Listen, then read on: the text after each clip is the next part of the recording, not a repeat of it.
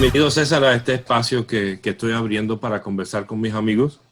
El deseo es encontrar en cada uno de mis amigos experiencias de fe que puedan ayudar a otras personas que están empezando ahora.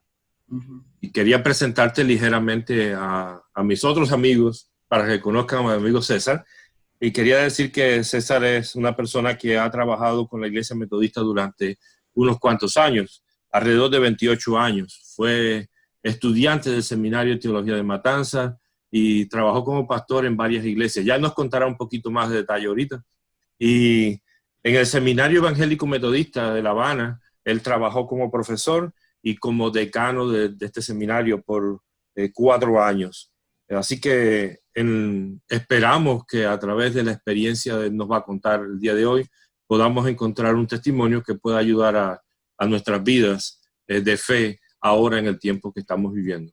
Así que César, bienvenido y siéntete cómodo en estar entre nosotros hoy para compartir tus experiencias. La primera pregunta está un poco enfocada a tu vida personal. ¿De dónde tú vienes? ¿Cómo fue tu familia? ¿Tu familia era cristiana o no? ¿Cómo llegaste, no, a esa experiencia de fe? Y me gustaría que contaras algo de tu niñez, ¿no? Recuerdos de alguna experiencia triste o desagradable de tu niñez, pero también algún recuerdo lindo que conservas de tu niñez. Primeramente, no sé, un poco ese inicio de tu vida personal. Para contarte un poco, yo nací o soy hijo de una familia de campo. Mi familia vivía en el campo cerca de Bayamo, muy cerca de Bayamo, pero en el campo ahí viví como hasta los 10 o 11 años, que es cuando en Cuba comienza todo este periodo de abrir escuelas en el campo. Y a mí me tocó pues también tener que ir al campo a estudiar, a la escuela al campo.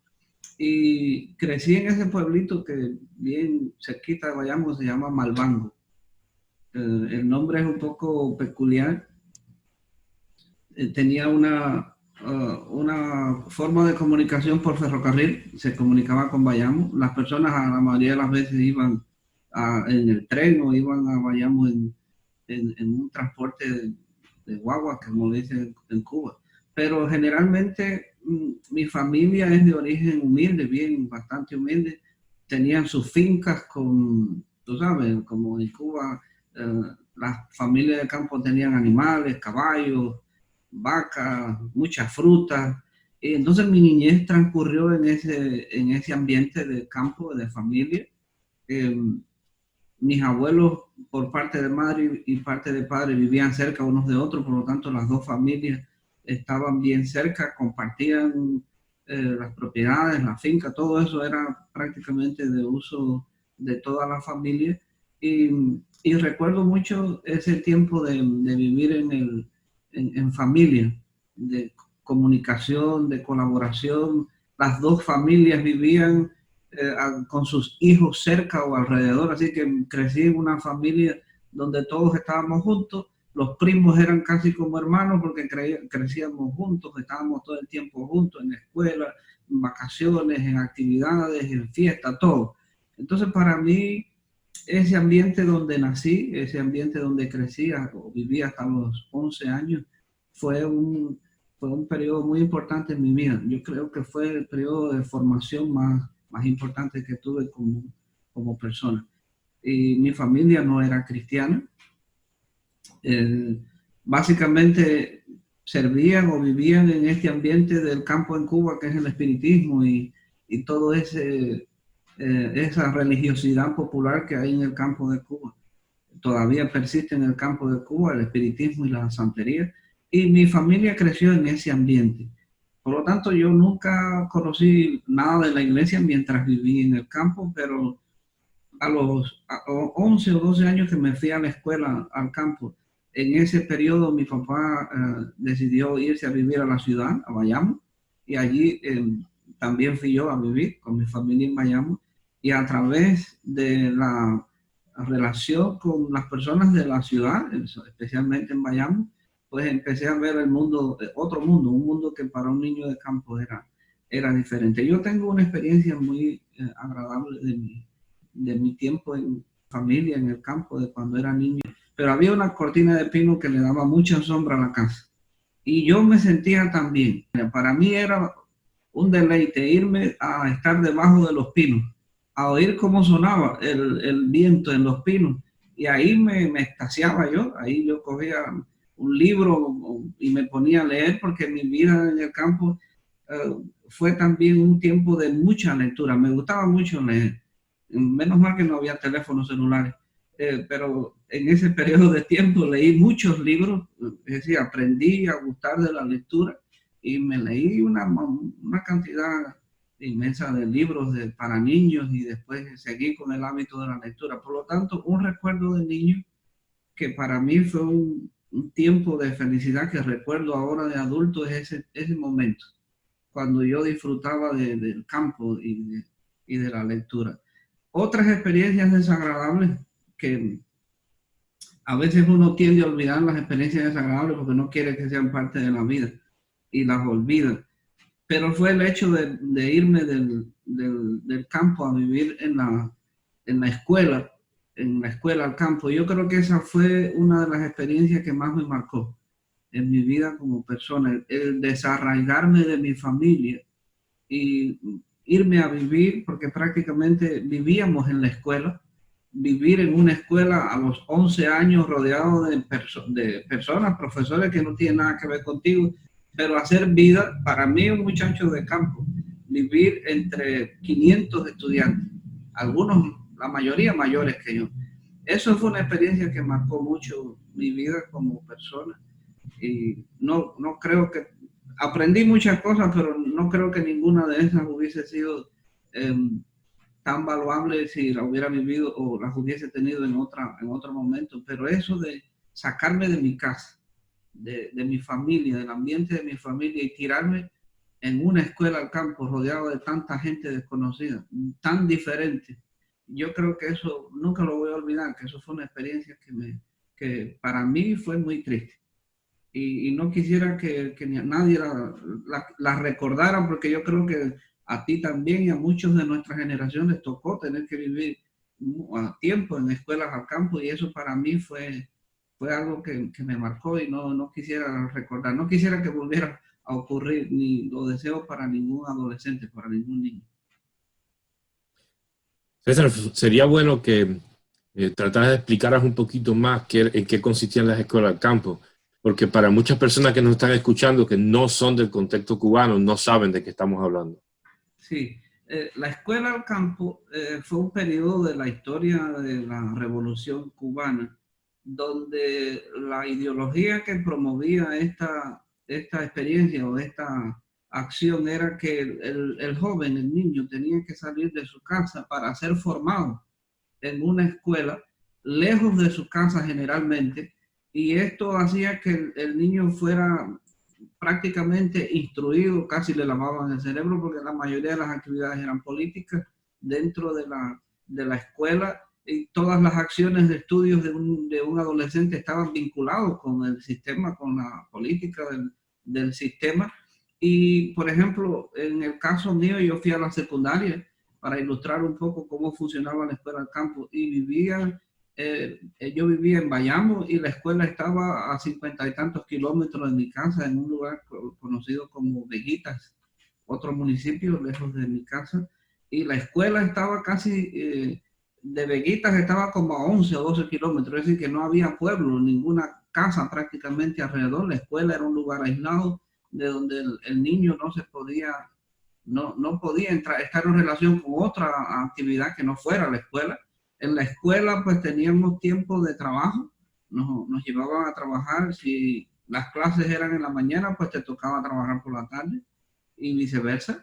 De modo que pasábamos 4 horas trabajando en el campo, guiados por profesores y adultos que se les pagaba para eso, y era prácticamente obligatorio cumplir con las normas de trabajo del campo que exigían. Por lo tanto, un niño en una secundaria, además de que estaba desarraigado de su familia, estaba obligado a trabajar y a rendir en su trabajo. Nos obligaban, si no cumplías con tus normas en el trabajo al campo o en el estudio, cualquier situación que hubiera, pues te quitaban el pase Y en el caso mío, como les digo, el pase significaba que te dejaban ir a casa por un fin de semana.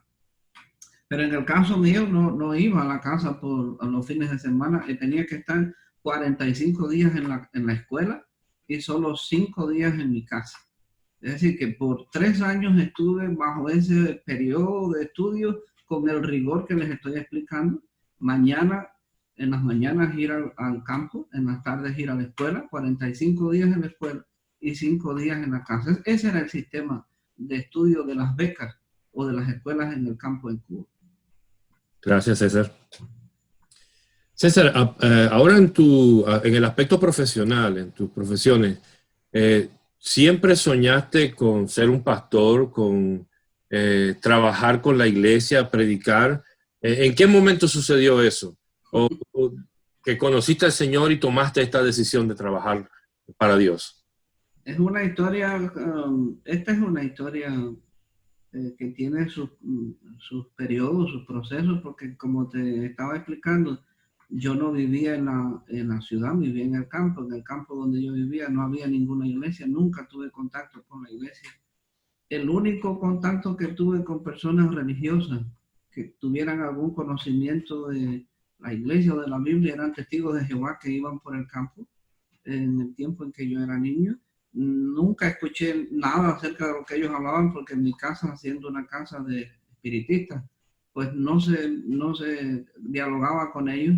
Incluso hasta había un cierto prejuicio, temor a recibirlos en casa porque ahí les decían como los patiblancos, que realmente era una gran confusión de todo lo que ellos eran.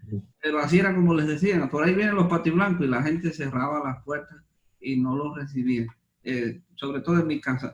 De modo que yo nunca tuve contacto con la iglesia hasta que mi familia se fue a vivir a Bayamo. Mi papá se fue a vivir a Bayamo y ahí en Bayamo conocí a una familia que iba a la iglesia, que eran vecinos, y ellos tenían 2 hijas. Una de ellas a mí me interesó.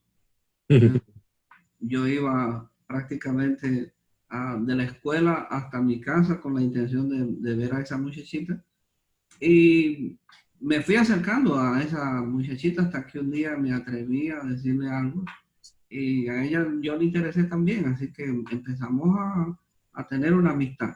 Pero esa amistad me llevó a una invitación a la iglesia.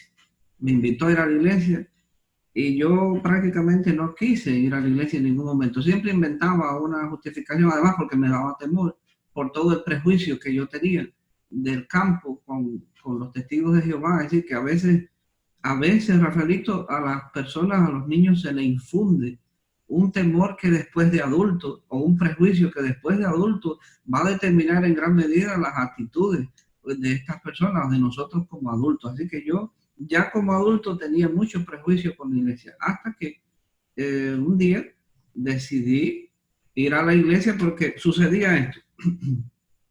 Yo regresaba de la escuela los fines de semana, ya estando en el preuniversitario, venía a la casa y cuando llegaba a la casa que iba a visitar a esta muchachita, a esta noviecita que yo tenía, pues siempre me decía, no, yo voy para la iglesia hoy. Y a mí me llamaba la atención que cada vez que yo le decía, vamos aquí o vamos allá, decía, no, vamos a la iglesia. ¿No quieres venir? Y yo siempre decía que no. Pero un día me dio la curiosidad. Yo dije, ¿por qué esta muchachita siempre quiere irse para la iglesia y me deja a mí aquí si yo los fines de semana es el único día que vengo? Así que curiosidad me picó y fui a la iglesia. Mira, Rafael, cuando yo entré a la iglesia de Bayamo, para serte honesto, el pastor era Mariano González. Tú conoces a Mariano. Y cuando yo entré a la iglesia, que vi la cantidad de personas que habían, que no pasaban de 10, se podían contar con los dedos de las manos. De esos 10 solamente había 2 jóvenes, Carelia, que era mi novia, y Nelsito, que tú lo conoces también, que era el primo. 2 jóvenes, y los demás eran 3 niños, y el resto de la congregación eran todos adultos. Y yo llegué a ese lugar y cuando entré a la iglesia por primera vez, yo no sé qué fue lo que pasó. Yo sentí una atracción por aquel lugar, no lo puedo explicar.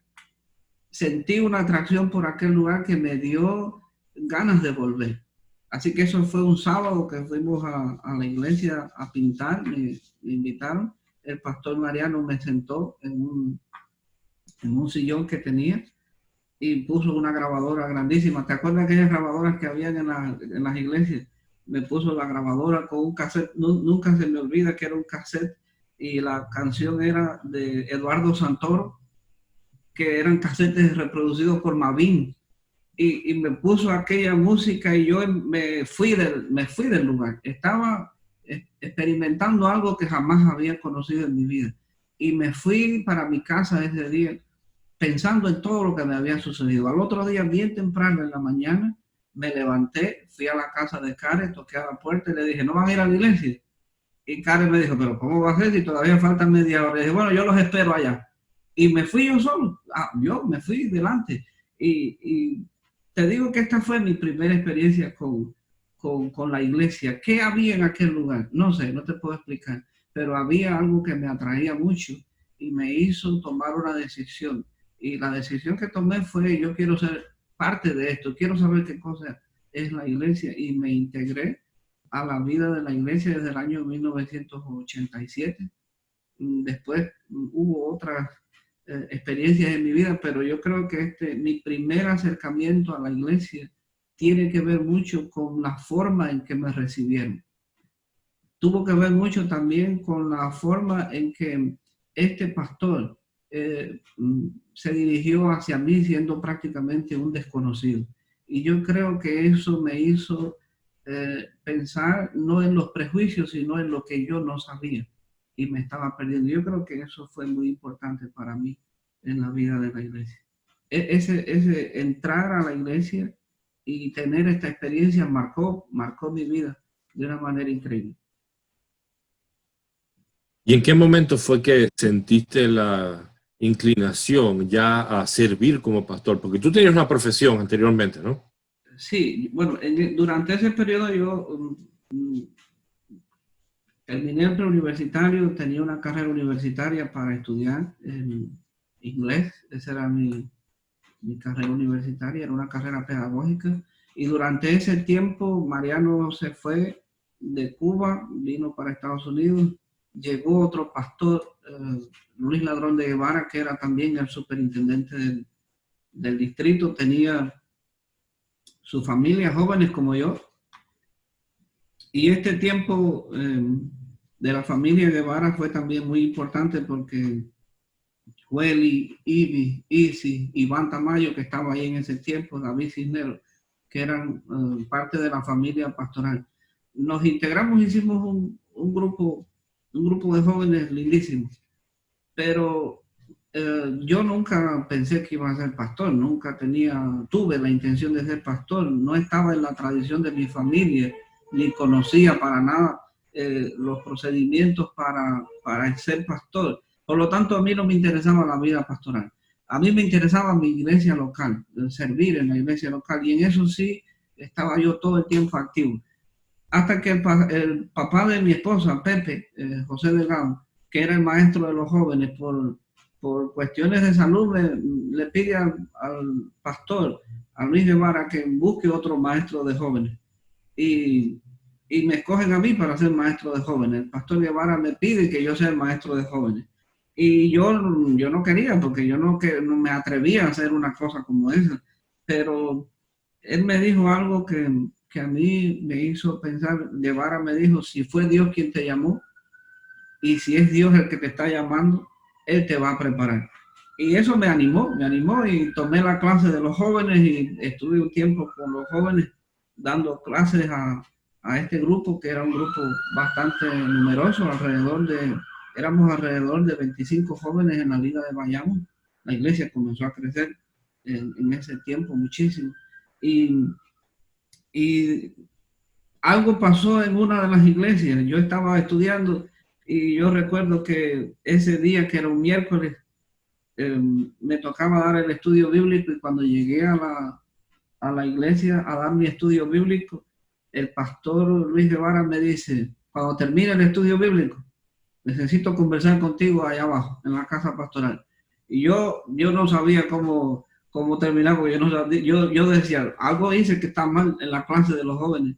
Y bajé y ahí estaba el pastor Guevara sentado en su sillón, para adelante y para atrás, y fue directo, fue bien directo, y me dice, necesito que me ayude en una iglesia donde necesitamos cubrir con un pastor hasta la conferencia anual. Y yo le dije, mire, pastor, yo no soy pastor.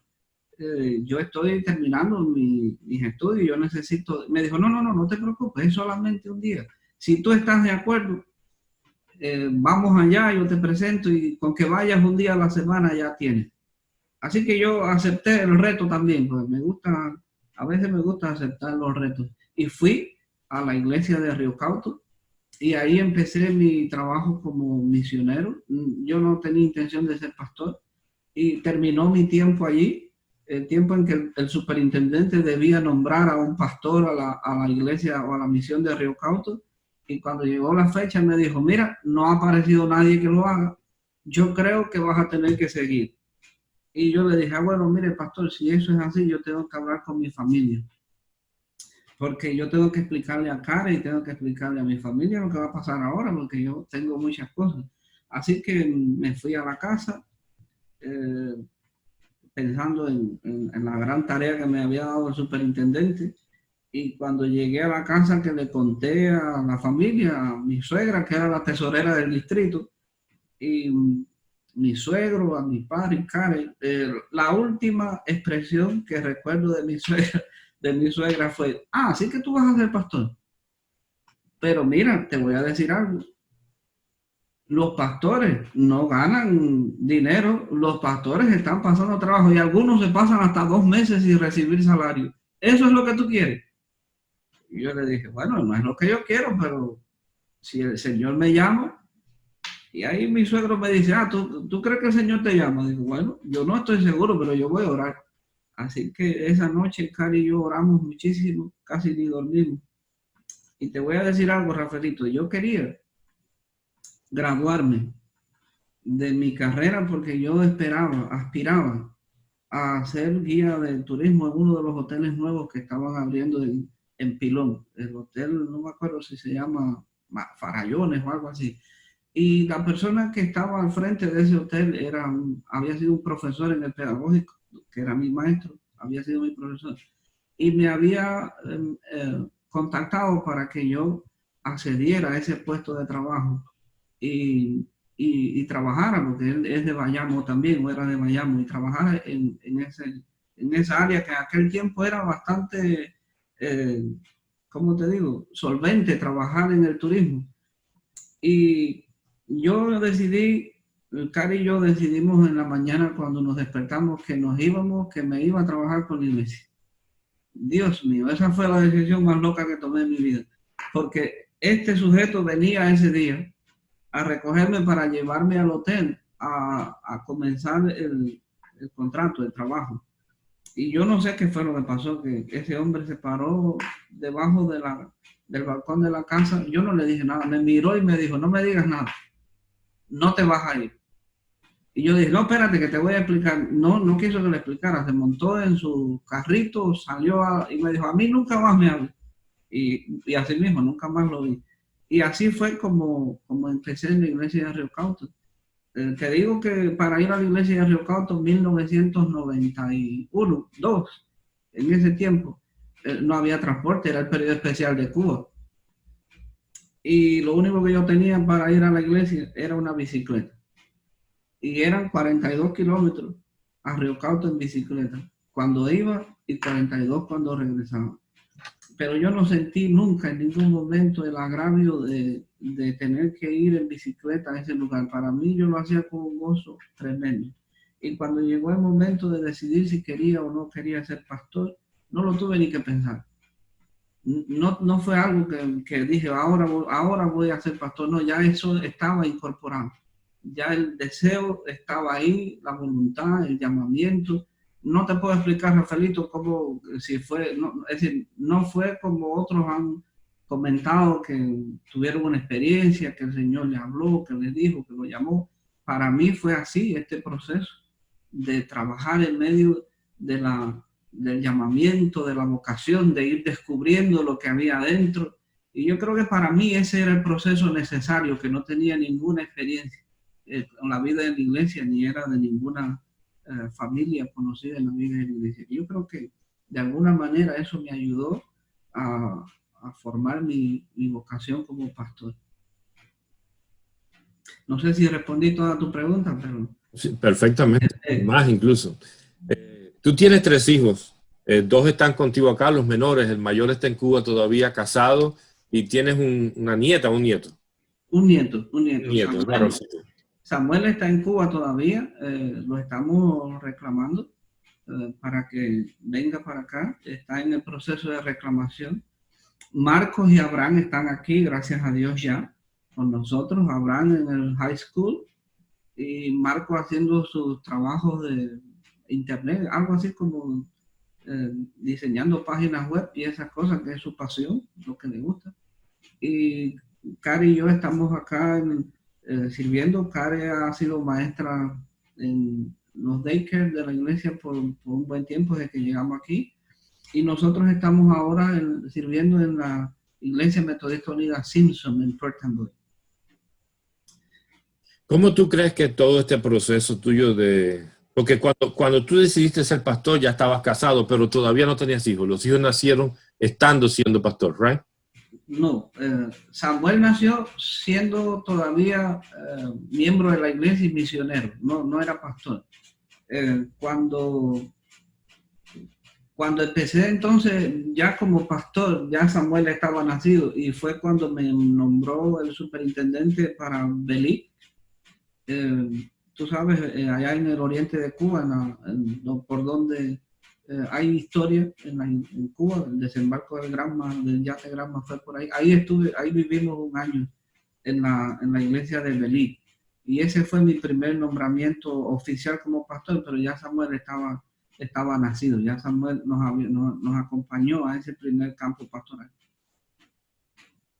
¿Cómo tú crees que todo ese proceso del pastorado influyó sobre tu familia, tu esposa, tus hijos? ¿Cómo lo aceptaron y cómo ellos han reaccionado en el futuro, ¿no? Y ahora en el presente, por este desempeño que has tenido como pastor? Bueno, para empezar,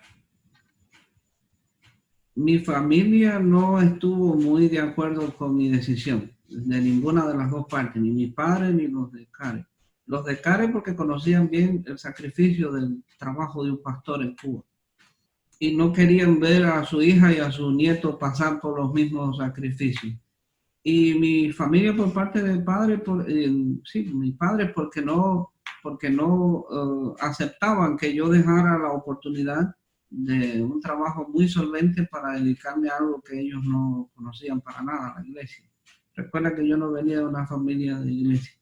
Pero aún así lo aceptaron, ambos aceptaron nuestra decisión de ir a servir en el trabajo pastoral.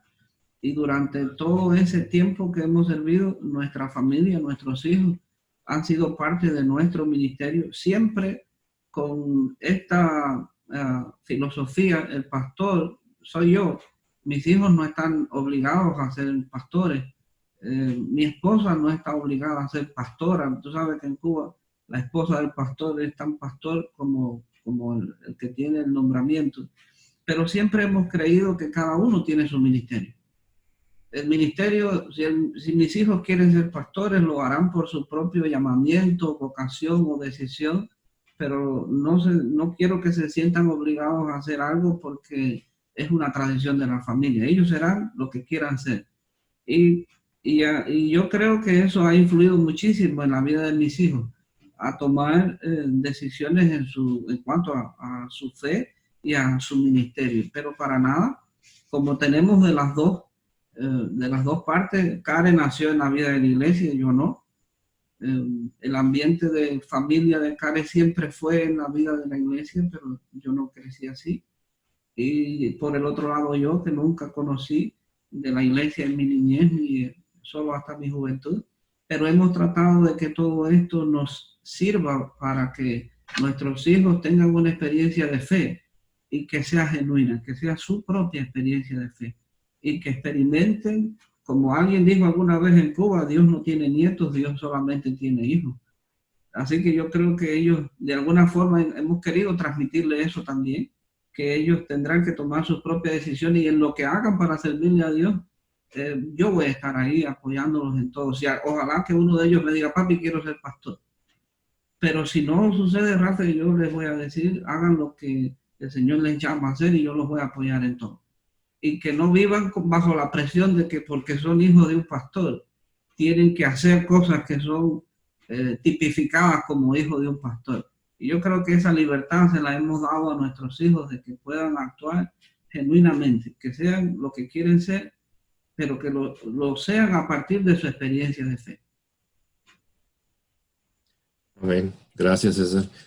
César, vamos a cambiar un poquito el tema porque nosotros somos emigrantes y hemos venido de un país con diferentes culturas, con diferentes políticas, con un sistema social y económico totalmente diferente. ¿Cómo ha sido tu experiencia y la de tu familia en este proceso de adaptación a un nuevo mundo? Siendo nosotros personas que venimos de un país diferente, pero también con un trasfondo de fe. ¿Qué tal la experiencia de adaptación a la nueva cultura y al nuevo país?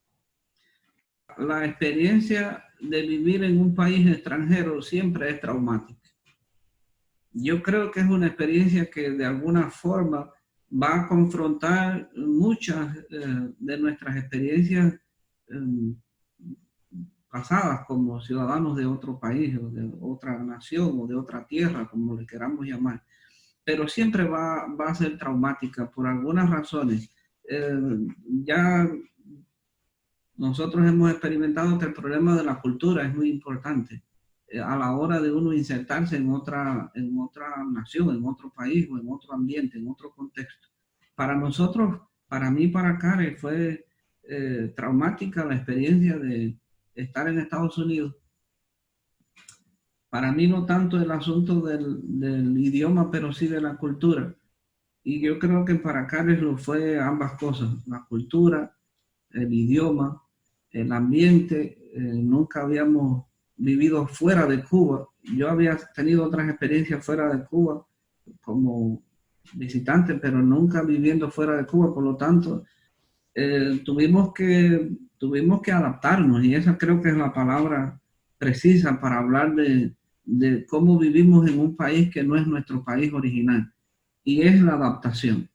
Y yo creo que en este sentido la fe juega un papel muy importante, porque nos ayuda a sobreponernos, a ser resilientes, como dicen ahora, en cuanto al asunto de que debemos entender, internalizar que no estamos en nuestro país, que cada vez que salgamos a la puerta, de la puerta hacia afuera, nos vamos a encontrar incluso con situaciones que son ajenas a nosotros. La nieve, en el lugar donde vivíamos nosotros, que es Louisville, Kentucky, con nuestra familia, esa experiencia de estar encerrado todo el tiempo, protegiéndose del invierno, de tener que pasar mucho tiempo dentro de la casa, por muchas razones que son propias de este contexto. Eso para nosotros al principio fue muy traumático. Venir de una cultura abierta, donde la gente va a la calle y un vecino le grita al otro, oye, tienes un poquito de sal, oye, me hace falta esto, y los hermanos de la iglesia que vienen y se meten en la casa del pastor y hacen limonada, y hacen té, y hacen lo otro, todo eso es una cosa totalmente diferente en este país. Y yo creo que si no hubiese sido por nuestras raíces de fe cristiana, que nos dan la oportunidad de perseverar y de no caer en depresión, porque yo creo que ese es uno de los problemas que trae consigo la inmigración, y es la depresión. El estado depresivo que acoge a la gente por causa de la nostalgia, por causa de la familia que queda detrás. En el caso de nosotros tuvimos que esperar 4 años por nuestros hijos. Y eso fue una experiencia, yo me imagino que para nosotros los cubanos, que tenemos por lo menos la ventaja de que, o la oportunidad, no lo voy a decir como ventaja, sino como oportunidad, de que en algún momento sabemos que nuestra familia va a estar con nosotros. Eso ayuda muchísimo, eso le da a las personas esperanza, pero me pongo en el lugar de muchas personas que he conocido en la vida de la iglesia aquí, sobre todo inmigrantes que vienen de México y de otros países de Centroamérica, que nos han dicho en algún momento, hace 11 años que yo no puedo ver a mi mamá, a mi papá, a mis hijos, y son experiencias realmente traumáticas para nosotros los inmigrantes, y sobre todo por el hecho de que se suma a la idea de que nos tenemos que adaptar, el aceptar que por mucho tiempo no vas a estar en contacto con tu familia, que incluso algunos de ellos van a desaparecer, van a morir y tú no vas a estar presente. Yo creo, Rafaelito, que esta experiencia de vivir fuera de tu país, con todas las situaciones que implica, no es una experiencia tan agradable si no fuera porque la vida cristiana, el evangelio es algo común a cualquier lugar, a cualquier contexto, a cualquier situación, a cualquier experiencia. Yo creo que en este sentido, para mí ha sido muy importante para nosotros como familia tener fe y creer en el Señor como lo hacemos nosotros. Bueno, vamos a irnos a la actualidad, al momento que estamos viviendo. Tanto para la iglesia como para las personas, esta temporada de epidemias y situaciones que han llegado a un nivel global que ha afectado al mundo entero, nos ha puesto en cierta situación difícil, ¿no? Y cambiar métodos de trabajo y todas estas cuestiones.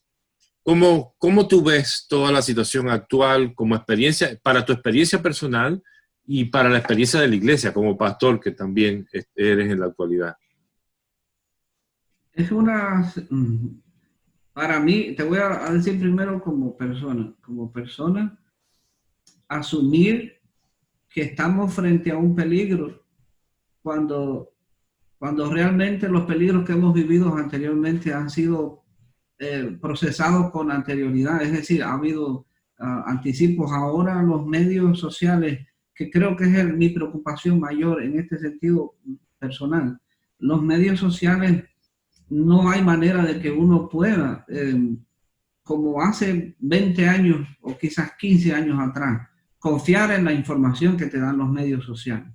Hoy en día hay tanta información, tanta avalancha de información en los medios sociales que las personas, y lo digo por mi experiencia, si estamos pendientes de esta información, pues van a caer en gran confusión y depresión, porque solamente un ejercicio pequeño de comparar informaciones, por un lado te dicen una cosa hoy, por otro lado te dicen otra mañana, y las personas están siendo totalmente invadidas por una cantidad de información que no sabemos cómo corroborarla, porque es tanta información y de tantos medios que ya no hay manera de que uno pueda corroborar información, que uno pueda hacer o decir esta fuente es confiable, porque es demasiado. En mi experiencia personal, nosotros decidimos no seguir escuchando noticias en cuanto a la pandemia.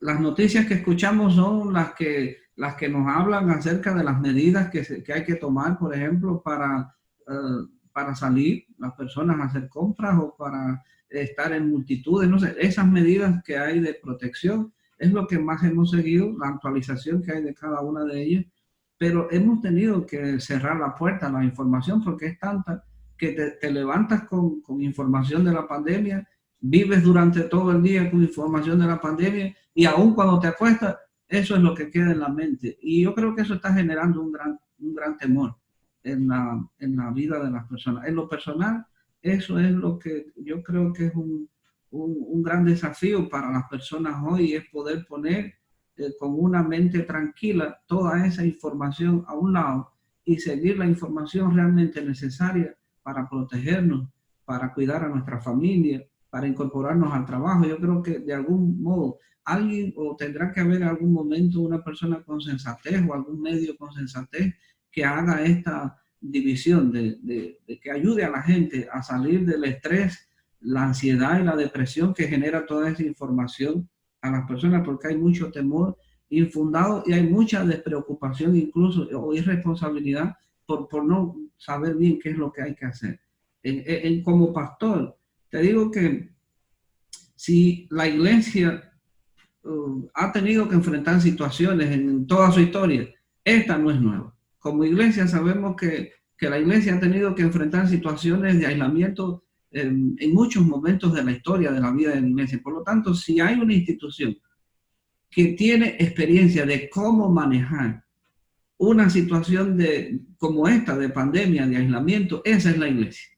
Esa es la institución iglesia, que tiene en su historia toda una, vamos a decir, un recorrido de cómo ha tenido la iglesia y ha sobrevivido incluso a cualquier situación de pandemia o de otro tipo que ha habido en el mundo y en la sociedad.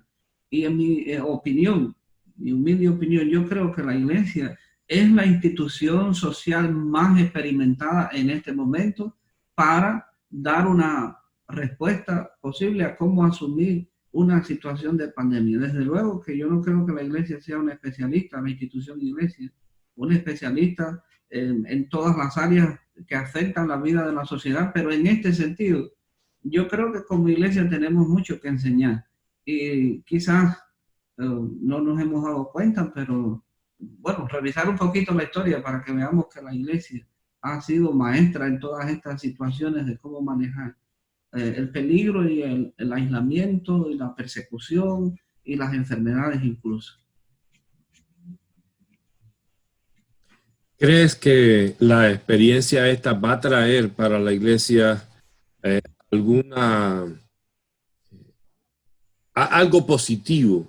Que esta experiencia va a ser positiva para la iglesia, aunque es una situación de conflicto y difícil, pero será positiva en el futuro. ¿Podrá cambiar algo que la iglesia pueda aprovechar en el futuro mejor las oportunidades que tenemos? Bueno, te voy a dar mi opinión y desde luego, como es mi opinión, puede estar sujeta a algún error o puede estar acercada, pero creo que estamos viviendo en un tiempo de cambio social. Estamos en un momento de transición en la historia de la sociedad y la iglesia es una institución de la sociedad, es parte de la sociedad, no somos una institución enclaustrada ni fuera de la sociedad, sino que somos parte activa e integrante de la sociedad. Lo que me está viniendo ahora a la mente cuando me haces esta pregunta es si nosotros estamos listos para asumir realmente de que estamos viviendo una época de transición, que la iglesia, incluso los modelos de iglesia que conocemos van a cambiar y de hecho ya están cambiando. Todos estos 3 meses que hemos tenido esta discusión de si la iglesia está abierta o está cerrado el templo, toda esta discusión que ha habido, yo creo que nos ha ayudado a pensar de manera positiva en que la iglesia no necesariamente va a sobrevivir porque tenga o no tenga un edificio o una facilidad, como le decimos ahora. La iglesia es mucho más que eso, trasciende los edificios, trasciende las instituciones. La iglesia es algo más que eso, pero en el sentido de ser institución, en el sentido de ser una organización de la sociedad, una estructura dentro de la sociedad, yo creo que de manera positiva este momento de la pandemia, este peligro de la pandemia, esta amenaza de la pandemia nos está haciendo reflexionar como iglesia de que necesitamos aceptar que va a haber cambio. De una u otra manera, necesitamos adoptar y adaptarnos a los cambios que sean buenos para la iglesia.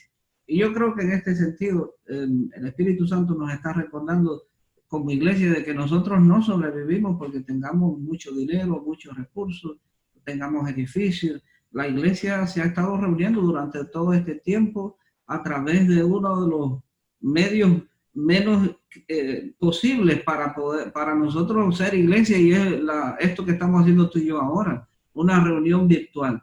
A mí me da mucho gusto, y no sé si en algún momento me lo vas a preguntar, pero me adelanto. Y a mí me da mucho gusto cuando llega el domingo.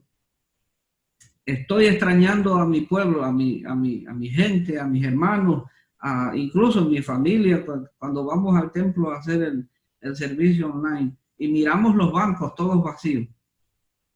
Una iglesia, un templo enorme como el que tenemos nosotros, que se ve todo el templo sin nadie, todo vacío. Eso me produce una nostalgia terrible. Eso me recuerda a la iglesia cuando se reunía en el templo, y los hermanos extrañan mucho eso.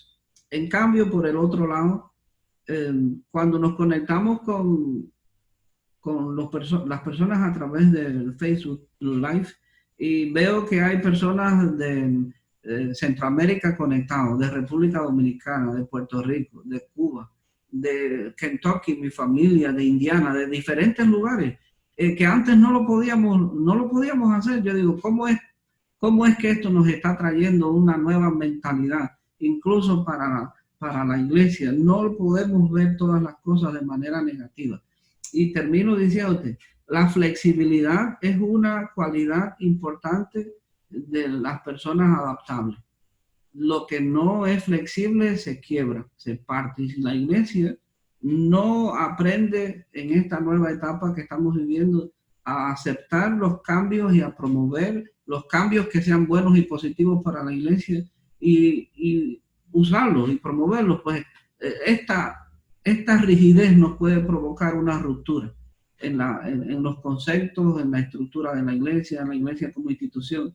Pero si por el contrario dejamos y aprovechamos que estos cambios sean importantes y oportunos para la iglesia, creo que la iglesia va a seguir siendo lo que siempre ha sido en la sociedad: un faro, una luz, sal, pueblo de Dios, como todas esas imágenes que tú sabes que conocemos de la vida de la iglesia.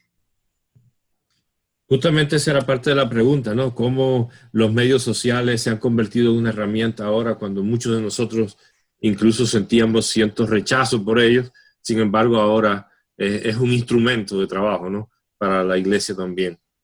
Y nos ha forzado a cambiar, ¿no? Un poquito la forma de hacer las cosas y usarlos. Oh, si me permite.